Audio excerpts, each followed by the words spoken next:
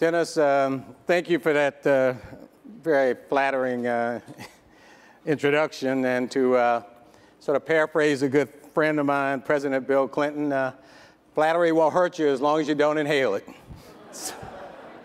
So I'm not going to inhale. I'm delighted to be here in Michigan, and I want to just recognize some people before I get into my brief remarks. Sandy Barua, I'd like to, haven't met you, but I want to say hello. Joseph Welch, who's the chair of the policy conference. My good buddy, father of Dennis Jr., who's passed the torch to. Dennis Archer is here, former mayor. Dennis, I know you're out there someplace.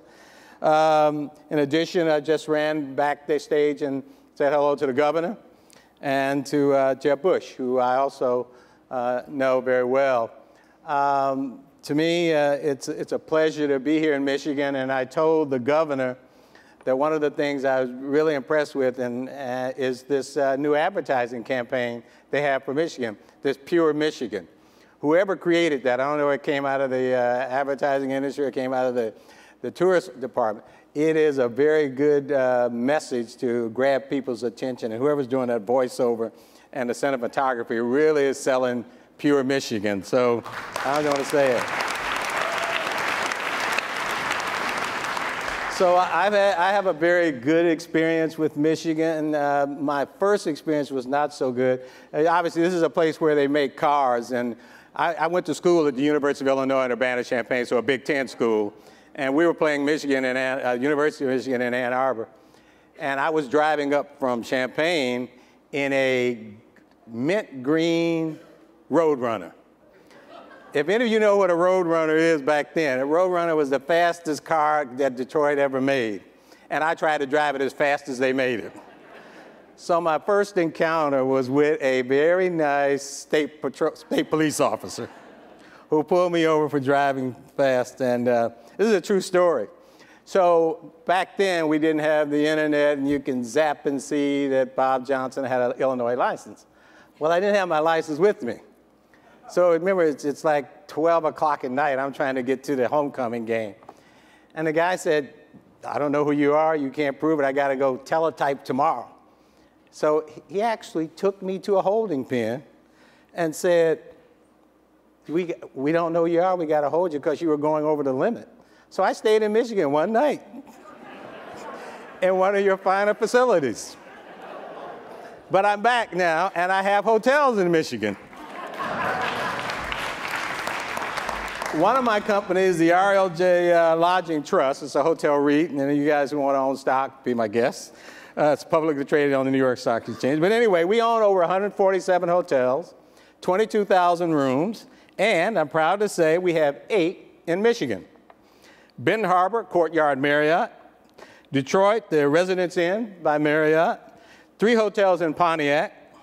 2 hotels in Grand Rapids, and 1 Spring Hill Suites in Southfield.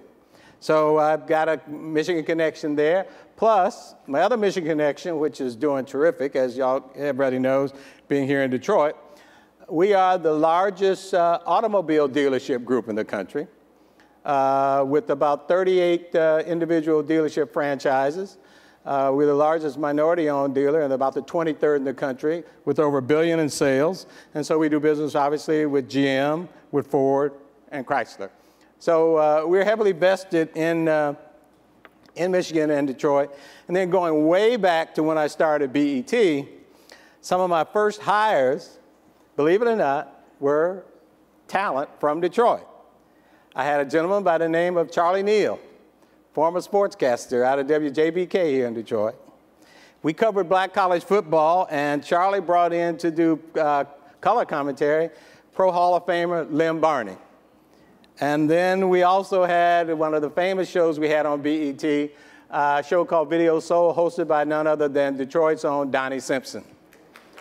So, and in addition to that, Ed Gordon. Some of you guys may know Ed Gordon. Ed Gordon was fortunate enough to get the first ever, and this was a big highlight for BET, he got the first ever live interview with O.J. Simpson. It's kind of dubious, but it worked for us. So, you know, what I'm here today to talk to you about is sort of my story as a way of getting into what I think I'd like all of you to think about doing to help African Americans become an equal participant in what this economic engine I call the United States. And I want to say this because I'm a firm believer that you don't do this with government mandates and government regulations if you could do it another way. So I've come to describe myself as bringing business solutions to social problems, not asking for legislation regulation, because as a business person, I think we all agree in many cases we're over-regulated, and it may not achieve the objectives due to unintended consequences of regulation. But I want to give you sort of my story and then juxtapose it to what I think is a challenge that confronts most Americans. I got into the cable business. In fact, I saw Congressman Dingell here. Congressman Dingell was a big supporter of deregulation of cable television back in the early 80s when I was starting BET. So I started BET and had the support of a gentleman by the name of John Malone. John Malone was the owner at that time of a cable company called TCI. He now owns a multi-billion-dollar company called Liberty Media. So I wanted to start a cable channel that would target African Americans the way ESPN targeted sports and MTV targeted rock music and so on. And Ted Turner did all news. So I went to John and asked him if he would support me. I grew up in a family of 10 kids in Freeport, Illinois, and didn't have a lot of money. My family were hardworking people who believed in education, and so I was fortunate to go to the University of Illinois and later go on to the Woodrow Wilson School at Princeton. So when I got the idea of starting a business, I went to John Malone. He was on the board of the Cable Industry Association, and I was a lobbyist at that time. So I went to John and I said, John, I got this idea about BET. It's black programming, target African Americans, music, sports, information, news, public affairs, and the like. And he said, Bob, how much would it take to get this started? I said it would take $500,000. And he looked at me, and this all took place in about 30 minutes. He said, called his lawyer in and just said, okay, Bob, here's what I'm going to do. Because he was in the cable business, he understood the need for cable programming. He said, what I'm going to do is this. I'm going to buy 20% of your company for $180,000, and I'm going to loan you $320. And you'll be 80, and I'll be 20. Is that a deal? I said, John, that's a deal. What John didn't know, if he had reversed the numbers and said, I'll be 80 and you'll be 20, I would have said, John, that's a deal. he never did it. And so we grew the business, and we later sold the business to Viacom in 2001 for approximately $3 billion. Now, so one day I went, this is after we made a lot of money, and I said, John, you know, why'd you keep putting money in? Because we didn't break even the next day. He kept putting money in, but he put it as a debt, not as equity. So the debt got paid off, and he never gained much more than that 20% of the shares. I said, John, why did you put money in as debt rather than equity? You could have owned more of the company. He said, Bob, I always knew that you'd work harder for yourself than you would for me. And John and I have been friends ever since. And so to me, my story is meeting someone who gave me a shot, gave me a chance, gave me an opportunity to prove what I could do because I didn't know anything about cable. Had never run a business. The only business I ever run was a paper route in Freeport, Illinois. I couldn't get up, it was a morning paper, the Rockford Morning Star, delivered in Freeport. I couldn't wake up in the morning, so I couldn't run the paper. My mother made my brother do it. So, you know, I look at this and I say, gee, you know, I think if there were more John Malones, there would be more Bob Johnsons. And in a collective sense, I think you guys all are, or we all are, John Malones. We just got to figure out the right way to enter into a relationship that will create an opportunity. So I've got two things I want to talk to you about. First thing I want to explain the fact is this. African-American individuals, entrepreneurs, business people, employees, whatever you like, are just as dedicated, hardworking, committed to building wealth for themselves and their family as anybody in this country. They believe in responsibility, integrity, transparency, all the words that we look for in people we want to do business with, people with shared values. But the fact remains, the economic spread, the disparity between African Americans who have these attributes and white Americans who have these same attributes has continued to widen. And that is a disturbing problem that will confront this country. For example, in the last 20 years, the wealth gap has increased from 20,000 to 90,000 between black and white Americans. The income gap, if you were to take the median net worth of an African-American household, it's $11,800 compared to about $118,000 for white Americans. Black unemployment is more than 2 times that of the general population today.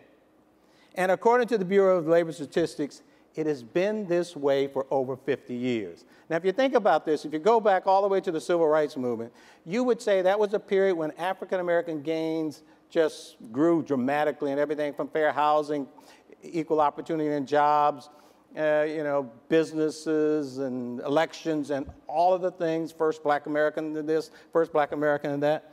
Well, the fact is, for 50 years, we've had this disparity. And when you look at that, you see that the impact on the black family can be debilitating. A Pew Research study pointed out that about 60% of African Americans whose parents were solidly middle class in the 60s and the 70s, their children will never attain the wealth of their parents. So you see there's almost a regression that will have a huge impact. Now, how do you change that? How do you make it possible for African Americans to close that gap without passing laws? Because this country is deeply divided in a partisan gap. It is not going to move on anything related to affirmative action, any kind of set-aside procurement or otherwise. To me, it's this. You've got to put more wealth in the hands of African Americans. First and foremost, that means jobs. So on jobs, what I've done, I proposed something called the RLJ rule. No pride of authorship, but I do like the name. It's based on the Rooney Rule, and he used his name, so I'll use mine. Art Rooney, as those of you who know football, looked at the NFL and said, 82% black players, no black coaches, no black GMs. Passed the Rooney Rule. Rooney Rule said very simply, before you hire a new coach or a GM, you had to interview a black for that job or else you were fined. The end result, for a period of time, the NFL had over 8 African-American coaches and GMs. And 2 of those coaches, Lovie Smith and the coach from the Pittsburgh Steelers, took their teams to the Super Bowl. It proved there in that arena, African-Americans given the chance to compete. And any of you who've seen the recent movie on Jackie Robinson's Live 42 know that's exactly what happened. Branch Rickey said, I'm going to give this young black man a chance to play in Major League Baseball. And Jackie Robinson proved that he could compete. The RLJ rule is simply that. There is no fine. Don't have that authority, obviously. There is no legislation. It's what I call enhanced best practices. It simply says, before your HR person hires somebody at director level or above, they should, as enhanced best practices, interview at least 2 minority candidates. That's not a mandate to hire. It's not a quota. It's building up a pipeline of people who could fill that job or a future job. The same thing on minority vendor practices. If someone is looking to provide a business service to your company, before your contracting agent, your procurement officer, signs up a guy to paint your warehouses, say you must interview 2 qualified minority vendors who could do that service. They may not be right for that particular job, but they could be right for another job. The only way African Americans are going to get to scale as small businesses is to get more work. The only way African Americans are going to get a pipeline of individuals who could become CEOs, they've got to get into the system. Right now today, less than 1% of the CEOs on, less than 1% of CEOs on Wall Street, of the top Fortune 500 companies, are African Americans. And that's probably 50, but I really think the number is closer to like 2.5%. because I know most of them and I can't name 50 of them. And so this is a problem of how do you change this by giving African Americans more opportunity. What we've done in this whole idea of not only just saying what we'd like to do, but doing something, we created a company called OpsPlace. OpsPlace, think monsters in LinkedIn targeted to African Americans to give companies a chance to identify minorities who would be qualified for jobs and minority vendors who would qualify for jobs. The cost to the minorities to be on the site is free. The cost to the vendors is approximately the company is approximately $40,000 a year. But it answers the question that I get asked a lot. And the question is, Bob, how can you, I love to hire qualified African Americans. I'd love to do business with qualified African American companies, but I can't find them. Well, that's what OpsPlace is about. It's making it easy for you to find them by bringing two willing markets together. Hopefully you're willing to hire. I know people are willing to go to work and to provide vendor services. And I have my president of OpsPlace here, is that lady over there? Okay, there she is, okay. Kelly Lawson is in charge of OpsPlace and is definitely somebody I hope you guys would meet. But that's what we believe. We believe that if companies would just take enhanced best practices and elevate it to a level like the Rooney Rule or like the RLJ Rule and say this is a requirement. Again, no mandate, no law, just enhanced best practices. If we don't do that, there's no way this country can compete economically. Because if African Americans and other minority Americans, who are the fastest growing population group in this country, are not given work, two things happen. One, they can't consume, and two, they become more and more recipients of transfer payments. Who do you think those transfer payments are coming from? It's not coming from the people who are out of work. It's not coming from the people who have no vendor contracts.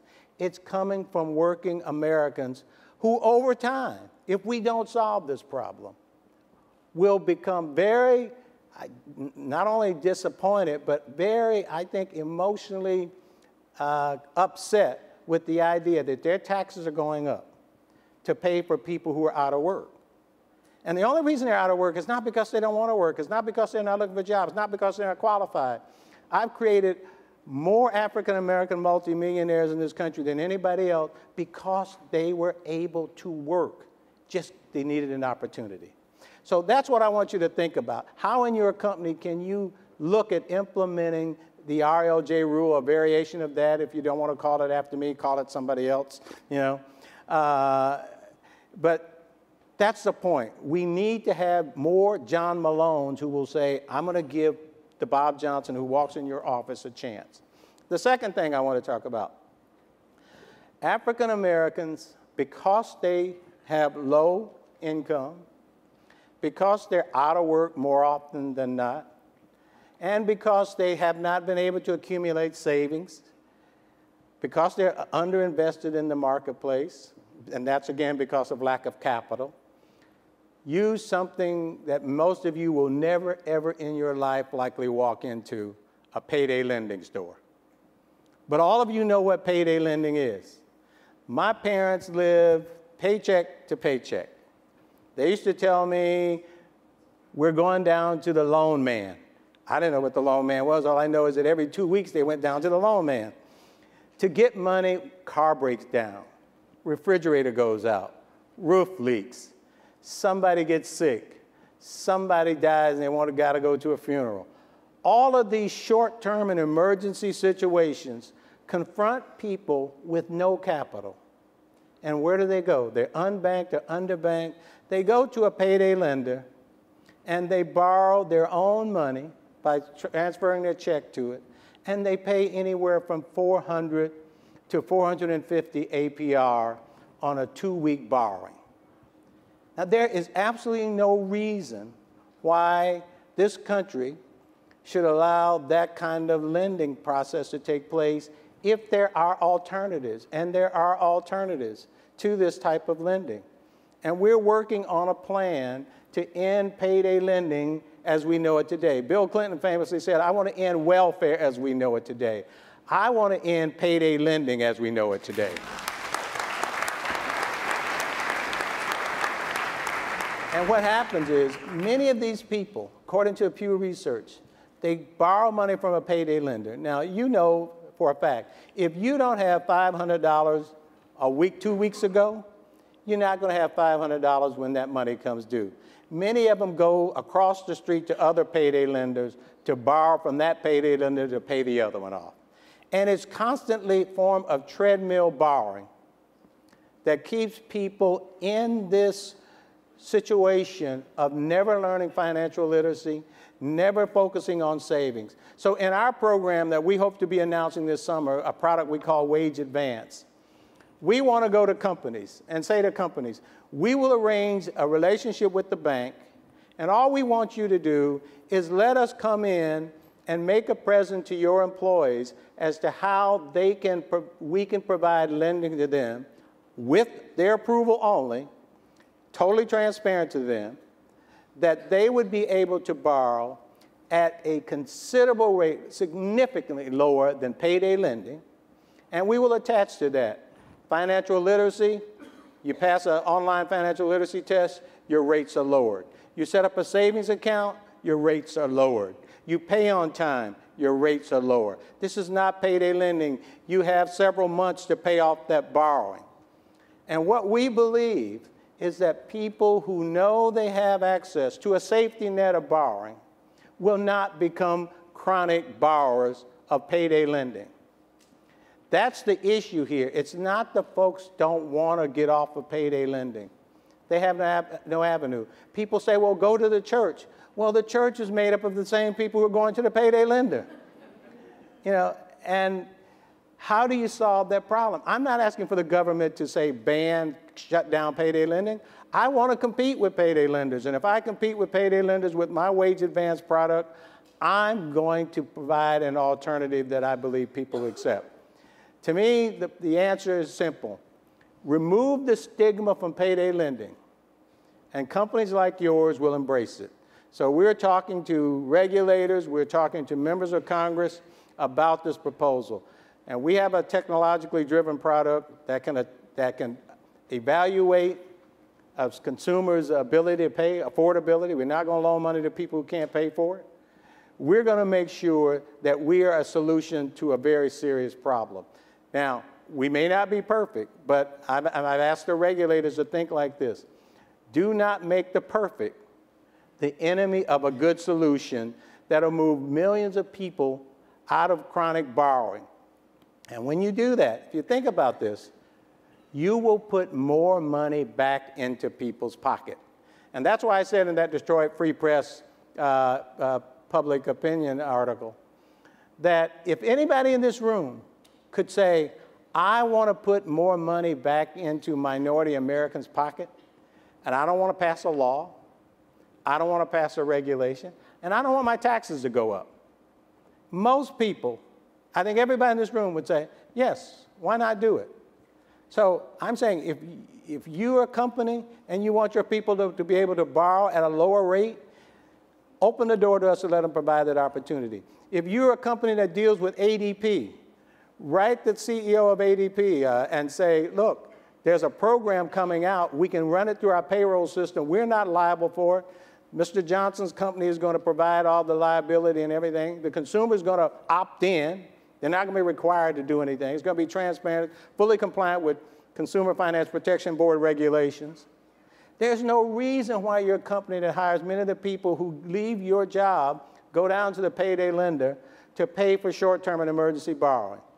Not only will you have people who are better off financially, you'll have a better workforce. The stress of knowing you don't have money to pay for something, a car to get to work, to pay for food that's rotting in the refrigerator because the refrigerator is out, you got better employees.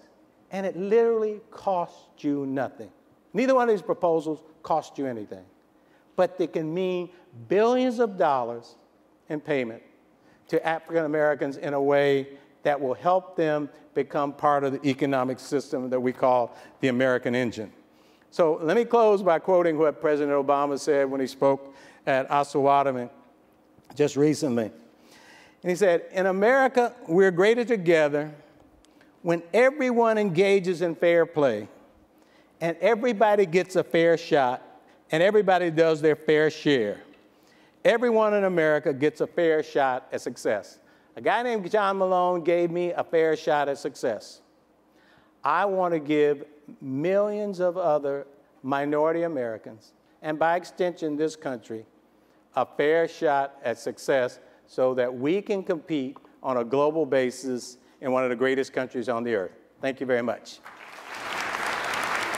Ladies and gentlemen, please welcome senior producer and host of CBS Detroit's Michigan Matters and Detroit Free Press columnist, Carol Cain. Thank you. I'll sit here. Okay, great. Well, that's a very inspirational speech.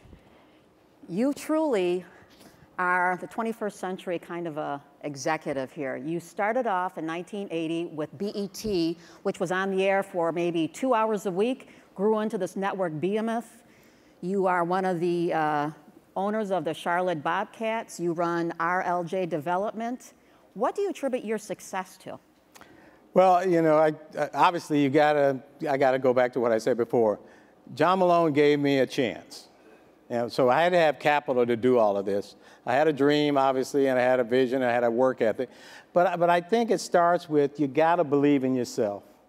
And whenever I'm asked by young African-American entrepreneurs is, what do I need to be successful? I say it starts with believing in yourself. You know, don't let the fact that there's opposition to whatever you want to do convince you that you can't do it. So that's where it starts. And then from that point on, you got to have a work ethic. You got to have a character. You got to show integrity, because people do business with people based on a shared sense of values. If people believe that you share their value, whether that value is in transparency or that value is in not being afraid to work hard, get your hands dirty in the trenches, so to speak, if you can project that in the way you introduce yourself to other people, you have a great shot at big success. Now, you got to have the juice that makes the engine go, and that simply is capital. The other thing, you referenced the Rooney Rule, which he started, again, wanting to encourage and have more African Americans involved in the front office of the NFL. When he first launched that, it was effective, the numbers went up. However, since then, the numbers have declined. It's really fallen way back. Yeah. What do you attribute that to, and to keep the momentum on this idea of at least inclusion of consideration, which is? Well, I think in the NFL, it's obviously owners want to win. They want to win at all costs.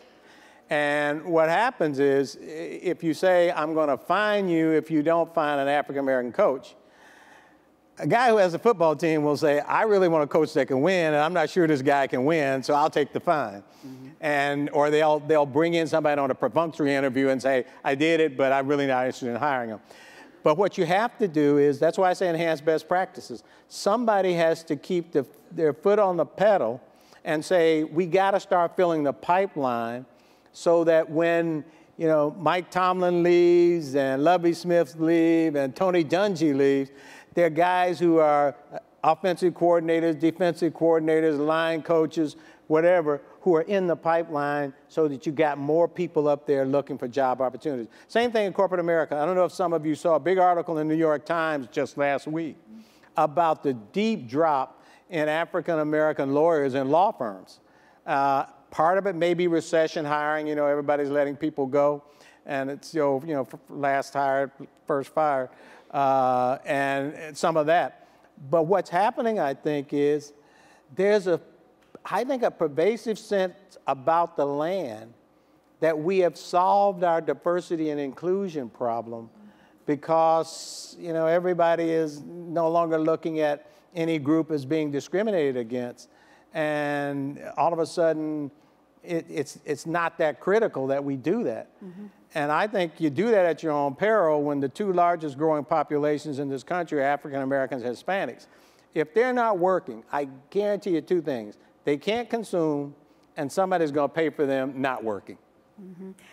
You have been at the forefront of business for many years. You've been out in the community doing lots of different things. Do you think the state of race relations, has it improved over the last 10, 20 years? Is it not as improved? How would you describe it? We did a poll, John Zogby did a poll. We commissioned a poll of about 1,000 African Americans only. It was statistically valid.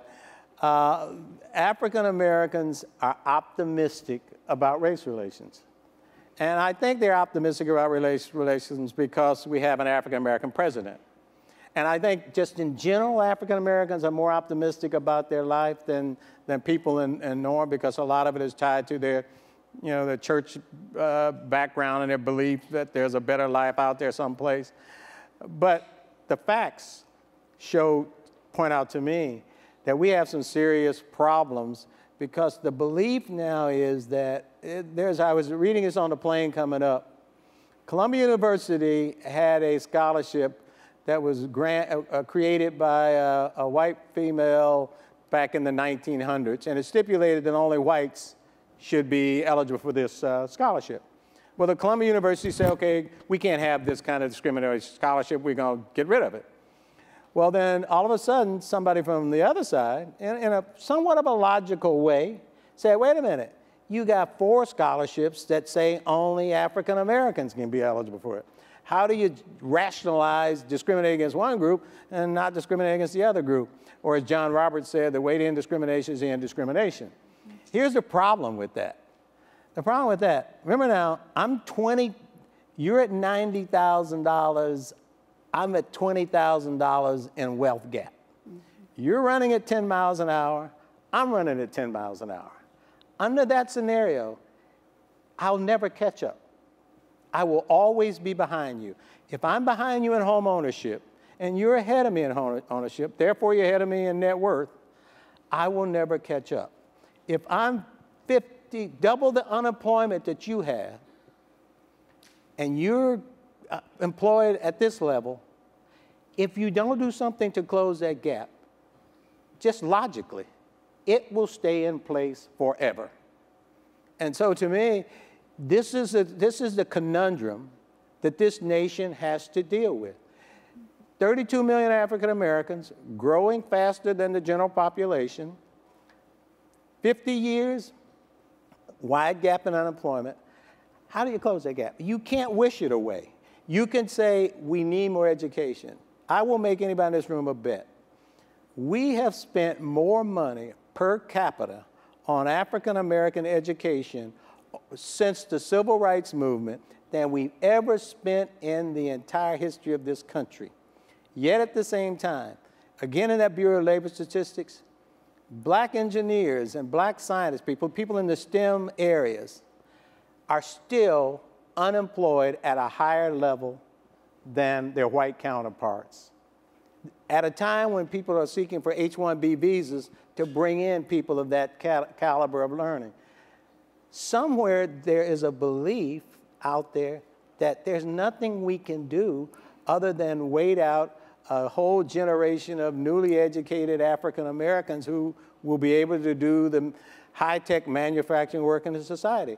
I'm telling you, that's a generational proposition that is not happening when, as I said earlier, most African American children of middle-class families will never attain the wealth of their parents. So how are their children expected to be more successful? How do you look at the culture when you have someone who's CEO of a company, and most likely there are some she, but most likely they're he's, and they're more often white than not, are in the position of hiring a lieutenant to be by their side, to be a department head or something. They want results. It's common thought that they would choose somebody who is more like them than not, someone who comes from their background. I mean, when you get into the trenches of warfare, you want somebody you don't have to break in or kind of figure out where they're coming from, but someone you know. So given that there's more pressure on businesses, more is expected for less. We all know that every single person in this room. How do you get past that? Yeah, Carol, you've hit on the problem. The problem is none of this, I'll say this, and I'm maybe going out on a limb here. What's happening is not overt racism, as you would know it, as you would think it would be. It's not that. I'll tell you what it is. I'm a member of this golf club. Joe over here is a member of this golf club. Joe and I are playing. My boss just gave me the assignment. Find me a new marketing vice president like right away. We got a new product coming out. I'm playing golf with Joe. I say, Joe, how's work going? I got to find a new VP of marketing. Oh, I know one. Oh, by the way, he's over there on the 4th tee. You go over and talk to him. The next thing, the job is filled. You're happy. Joe is happy. He got his friend hired. Your boss is happy. Work goes on. Nobody thinks racism. Nobody said, oh my God, you know, I could have had a V8. I could have looked for a black person, you know. It just, you know, they just, it's done. Yeah. And what happens there, if you don't have enhanced best practices, then it happens. That's what was happening in the NFL. The Cowboys fire a coach, the Eagles hired a coach. The Eagles are happy, Cowboys are happy, the league is happy. Nobody says anything. Finally, it took leadership in the form of Art Rooney. It took leadership in the form of Branch Rickey in Major League Baseball. And it's going to take leadership among companies like here in this room to say to that guy, wait a minute, I know the guy who you think about hiring is a great guy. And you know what? You may end up hiring him.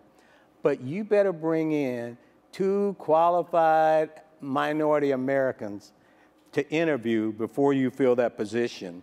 And document that you did it, or you're going to have problems from me in terms of your compensation because that's corporate policy. Mm-hmm. If that happens, it will change.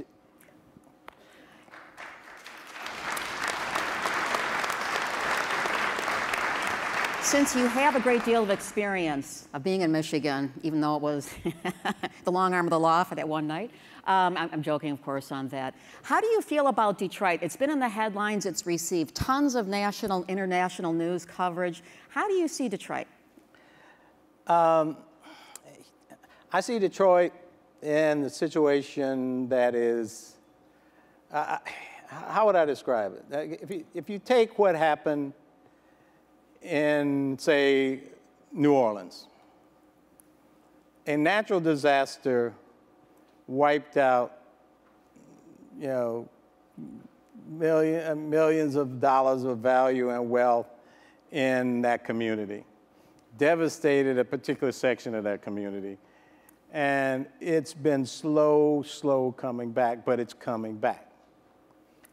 Detroit's problems were not natural disasters. I'd say they tend to be more man-made disasters, or a lot of man-made disasters. And because of that, you still got finger pointing, you know, who's to blame, who's to blame? I did my part, you didn't do your part. So you got the business blaming the union, you got the unions blaming the business people, you got the financial guys blaming the business guys, and you got the politicians blaming everybody. And as a result, nobody wants to say, wait a minute, this is a our problem. When you have a hurricane or a tornado like you just had in Oklahoma, nobody says, it was those guys, they shouldn't have asked for that pension. It was those guys, they gave those contracts away without and causing them to hire minorities, or they did this. Everybody's still blaming everybody in Detroit. And as long as Detroit believes that it has to fight a zero-sum game, Detroit is going to have a long road back. And it won't come back the way it's been before.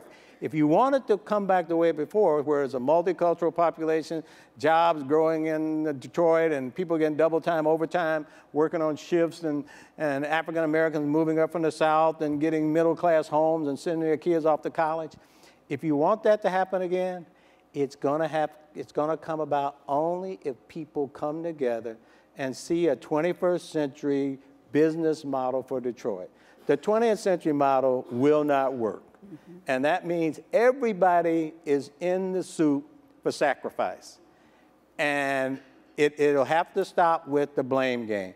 If the blame game continues and they want to do this to us and we're the citizens and they're taking away our political rights, nobody said that about a hurricane. Nobody said that about a tornado.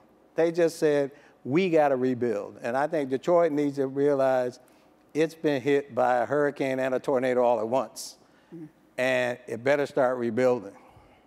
Speaking of building, as we're winding down on, Speaking of building, as we're winding down here on time, you're in casinos, you're in auto dealerships, hotels, development, all kinds of companies here. I guess the question is there a business you are not yet in that you would like to go into?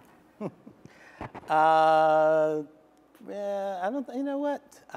I don't know. I mean, if If it makes money, I'll go in it, as long as it's legal. But, you know, no, I look at business opportunity, and this sort of goes back to the speech. If you were to trace every business I'm in, I always have a relationship with a strategic partner. And that partner is either African American or white. And the reason that is because I believe when people come together, I bring my value, you bring your value. I bring my vision, you bring your execution. Whatever it is, you have a better chance of being successful. And I'll end it this way. If more African Americans got exposed to people who would give them that chance, shared vision, shared opportunity. Just a quick thing. I'm in the automobile business because Mac McClarty, Bill Clinton's former chief of staff, and I are friends. His family had been in the car business for almost 3 generations. Nowhere in my mind would I ever thought I'd be in the car business, you know. But Mac said, Bob, I'd like for you to bring your capital to my management. We're in the car business. I was on the board of Johns Hopkins. David Rubenstein, founder of the Carlyle Group, largest private equity fund, said, Bob, I'd like to talk to you about forming a private equity fund. You can help us raise money from your angle. We'll raise money. We'll go out and manage it together. In the hotel business, Steve Bolenbach, CEO of Hilton, I was on the board, said, we got 6 hotels we're not going to keep in Hilton. Would you like to partner with a guy named Tom Baltimore, African-American SVP, working Hilton? He said, I think he's a great guy. You and he would work together. Today, we're a $3.8 billion hotel REIT, and that Tom Baltimore is one of those very few CEOs on Wall Street. The story here is that I'm not the smartest guy in the room. There are a lot of African-American talent out there, men and women, Hispanic talent, diverse talent out there. They just don't have what I've had the good fortune to have, is an opportunity. Mm-hmm. Bob Johnson, we really appreciate all the inspirational words that you've shared with us, and appreciate you taking time here. And this wraps up this session. Thank you. That was great.